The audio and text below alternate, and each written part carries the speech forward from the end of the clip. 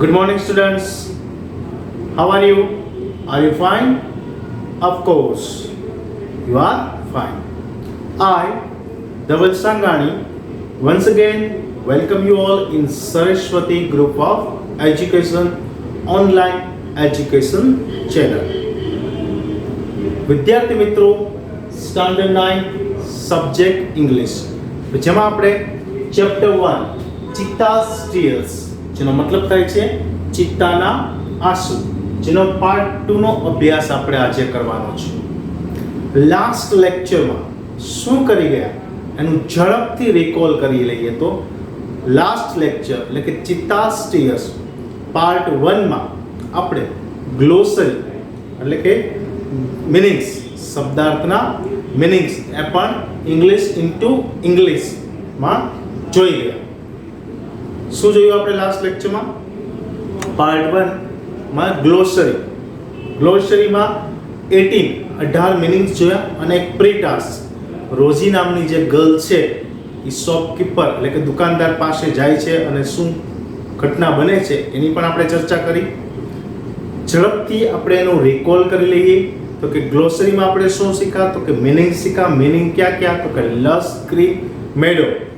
લસ green મેડોનો મતલબ શું છે? તો કે a field with very grow green grass. એવું ક્ષેત્ર, એવી જગ્યા જ્યાં સારા પ્રમાણમાં લીલું ઘાસ છે એ ઉગી નીકળ્યું હોય. ક્રોવલિંગ એટલે કે moving forward on legs with body close to the ground. એ રીતે ચાલવું પગ પડે કે જેથી બોડી છે એ ગ્રાઉન્ડને ટચ થઈ શાંતિથી જઈ શકે.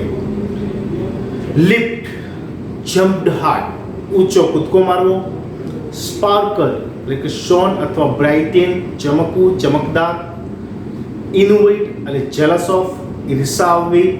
Steel, take away a thing without permission, કોઈ પણ વસ્તુ લઈ લેવી કોઈની પરમિશન, રજા, મંજૂરી વગર.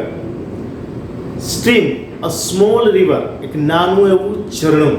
ડ્રેગ્ડ, પુલ્ડ, ખેંચવું, ઢસડવું. Stains, marks that the difficult to remove, એવા ડાઘા જેને રિમૂવ કરવા મુશ્કેલ હોય છે.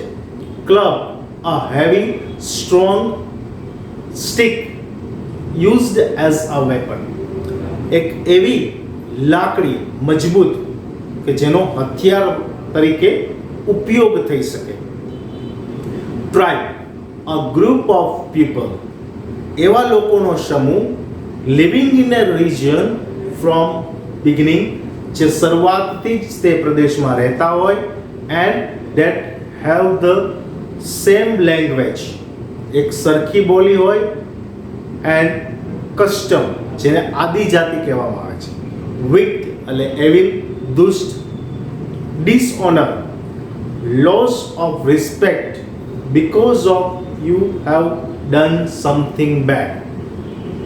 લોસ ઓફ રિસ્પેક્ટ, આત્મસન્માન ખોવું, માન સન્માન ખોઈ બેસવું કારણ કે તમે કોઈ ખોટું પગલું ભરેલું, ખોટું કાર્ય કરેલું છે તે. ઇન્સ્ટેન્ટ, આઇસોલેટેડ મીન્સ સ્કેર્ડ, છૂટું છવાયું. પ્રેઝન્ટલી, નાવ, કરન્ટલી, અત્યારે. Cripps, moves very quietly two that nobody notice, એવી શાંતિથી ચાલવું, એવી રીતે શાંતિથી ચાલવું કે આપણે બાજુમાંથી પસાર થઈ જઈએ તો બાજુવાળાને ખબર ન પડે કે અહીંથી પસાર થઈ ગઈ, એટલું સાવ નિરાતે. પ્રિઝર્વ એટલે સાચવી રાખવું. કઈ રીતે?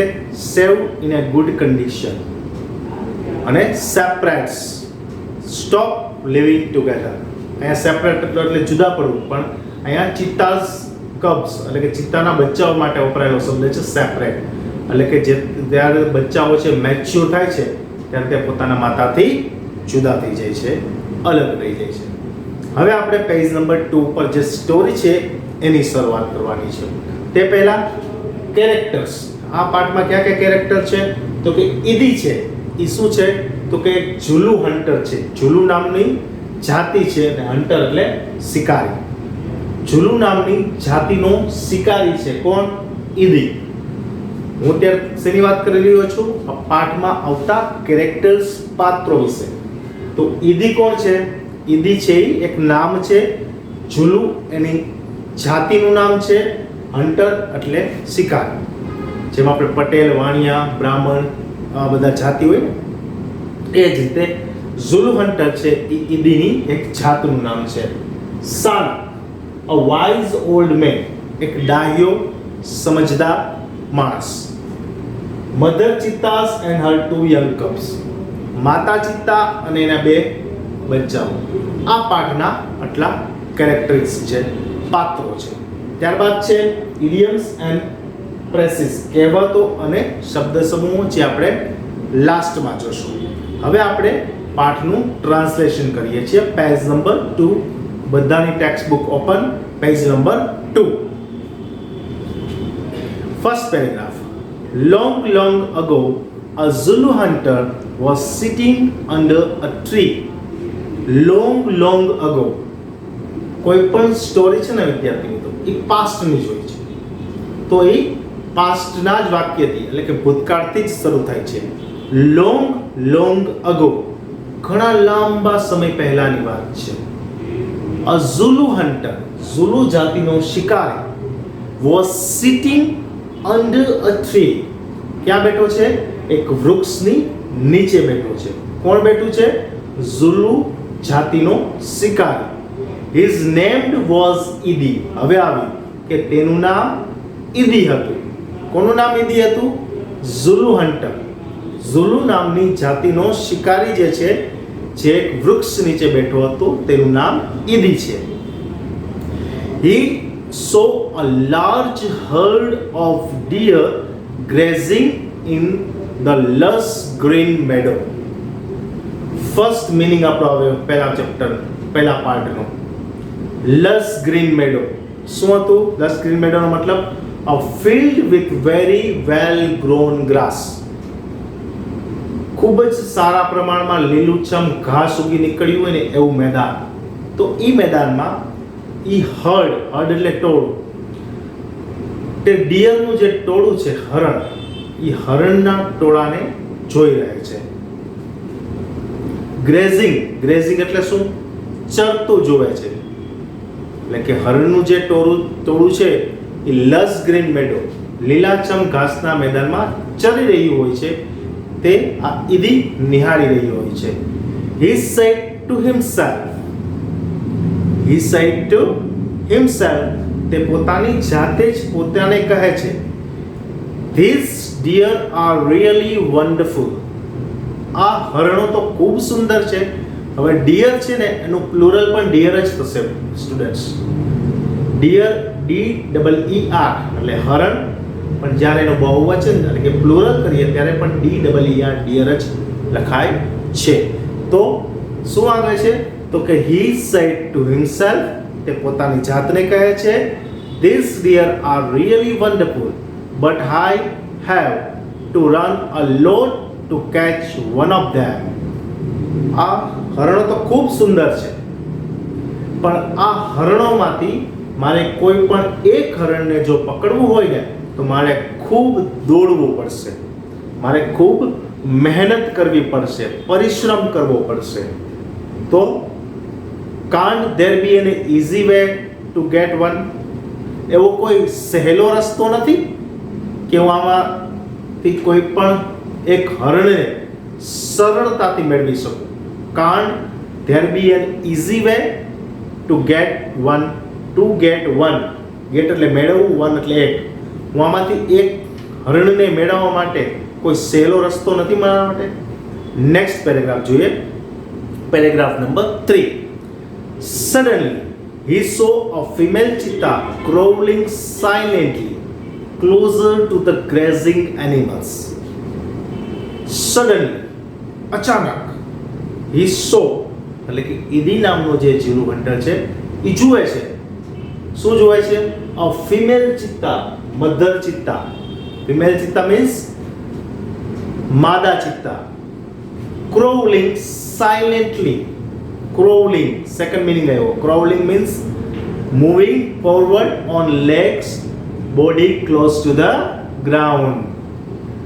જમીનને સ્પર્શ કરેલું શરીર અને શાંતિથી ચપળતાથી ચાલતું પ્રાણી.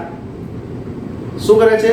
Suddenly he saw a female cheetah crawling silently closer to the grazing animals. જ્યાં પ્રાણીઓ ચરી રહ્યા હોય છે, હરણ, એ ટોળા પાસે શાંતિથી પાછળથી માદા ચિત્તા છે આવે છે. Then she leaped, jumped high. તે પછી શું કરે છે? ઊંચો કૂદકો મારે છે. and caught, catch નું past tense છે caught, CATCH, catch એટલે પકડવું, અને caught CAUGHT પકડ્યું. શું કર્યું? પકડ્યું. a deer. જો કેમ ખબર પડી આમાં કે DEER deer નો અર્થ સિંગ્યુલર માં એક થાય છે, પ્લુરલ પર deer થાય છે. તો આપણને ખબર પણ કેમ પડે કે deer આ સિંગ્યુલર છે પ્લુરલ? તો deer ની આગળ a લાગેલો છે. જો a deer, તો તે એમાંથી એક deer એટલે કે હરણને પકડી પાડે છે. આગળ જોઈએ. After some time her two young cubs came out of the bush. થોડા સમય પછી આ માતા ચિત્તાના જે ટુ યંગ કપ્સ, બે યુવાન બચ્ચા હોય છે ને, એ જે ઝાડીમાં સંતાણો હોય છે ને ત્યાંથી પાછા આવે છે. They all enjoyed their meal. They all enjoyed their meal. ખોરાક, ભોજન. ત્રણેય વ્યક્તિ, ત્રણેય પ્રાણી, મીન્સ ટુ યંગ કપ્સ અને મધર ચિત્તા, આ ત્રણેય પ્રાણીઓ શું કરે છે? જે હરણનો શિકાર કર્યો હોય છે એનું ભોજન છે એ આનંદથી માણે છે. નેક્સ્ટ પેરેગ્રાફ જોઈએ. Idis eyes brightened. આ દ્રશ્ય કોણ જોતું હોય છે? ઝુલુ હન્ટર, જેનું નામ છે ઈદી. ક્યાં બેઠો છે તે?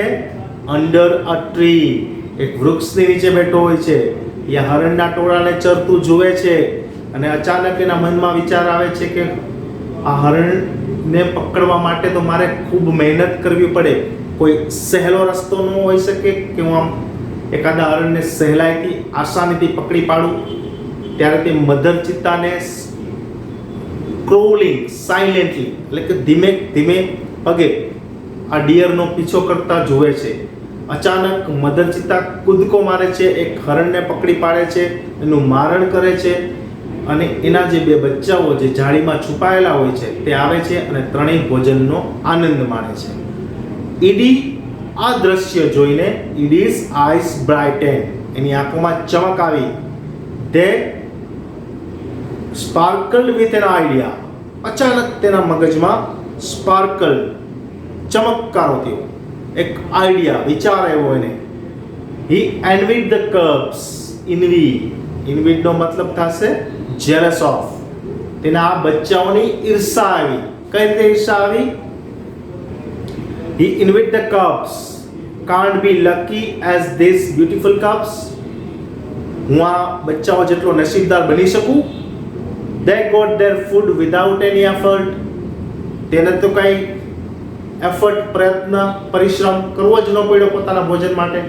એની માતા એક હરણનું મારણ કરી લાવી અને પોતે બે બચ્ચા જે ઝાડીમાં સંતાન હતા તેથી પાછા આવે છે અને ત્રણેય જણા આનંદ માણે છે ભોજનનો.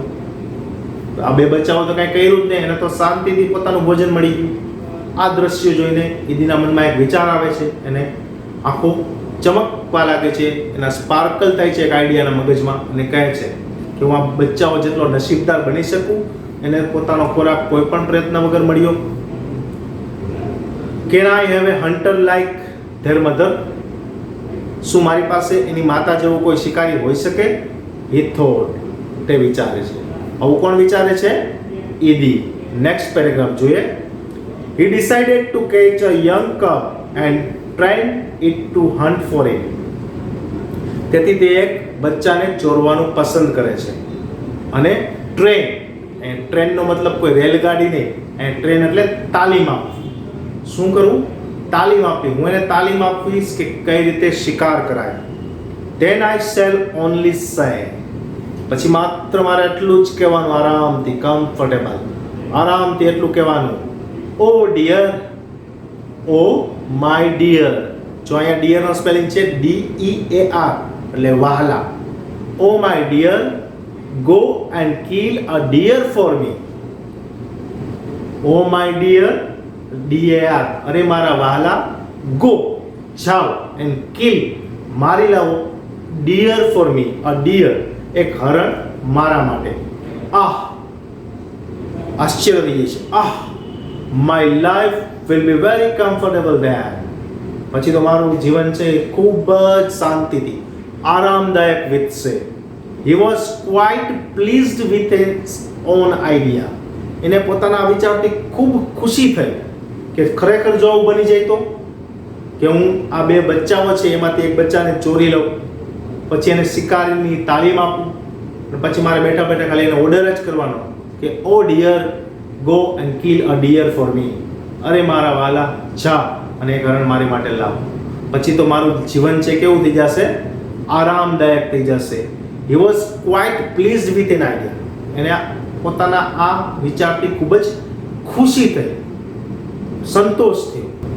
Next, he decided to follow cubs and steal one. તેથી તેણે નક્કી કર્યું કે હું આ કબ્સ, બચ્ચાઓનો પીછો કરીશ અને એમાંથી એક ચોરી લઈશ. From his experience, he knew that a cheetah never attack a man. પોતાના અનુભવથી ઈદીને એટલું તો ખ્યાલ હતો જ કે ચિત્તા છે એ કારણ વગર માણસ ઉપર હુમલો કરતા નથી. Therefore, it was safe to steal cubs. તેથી કબને ચોરવું એટલે કે બચ્ચાને ચોરવું શું હતું? સલામત હતું. He followed the cheetah's family till evening. તે સાંજ સુધી ચિત્તાના ફેમિલીનો પરિવારનો પીછો કરે છે. At the sunset એટલે કે સૂર્યાસ્તના સમયે the mother cheetah hid her cubs in a thick bush and left for a stream. સૂર્યાસ્તના સમયે મધર ચિત્તા હીડ એટલે કે સંતાડે છે પોતાના બે બચ્ચાઓને ગાઢ ઝાડીમાં અને પોતે પાણી પીવા માટે સ્ટ્રીમ, ઝરણા તરફ જાય છે. Quickly the hunter picked up his net and spear. ઝડપથી આ ઈડી નામનો શિકારી છે પોતાનું નેટ એટલે કે પક્ષીઓ પકડવા માટેની જાળ અને સ્પિયર એટલે ભાલો લઈ અને દોડે છે. ક્યાં? ઇન્ટુ ધ બુશ, જે ઝાડીમાં બચ્ચાઓને સંતાડ્યા હોય છે તે તરફ દોડે છે. હી સો ટુ ટાઇની કપ્સ. તે ખૂબ જ નાના બે બચ્ચાઓને જુએ છે. They looked at him with their bright eyes. જે પોતાની તેજસ્વી આંખોથી આ ઈડી તરફ જોઈ રહ્યા હોય છે. They were too young to run away.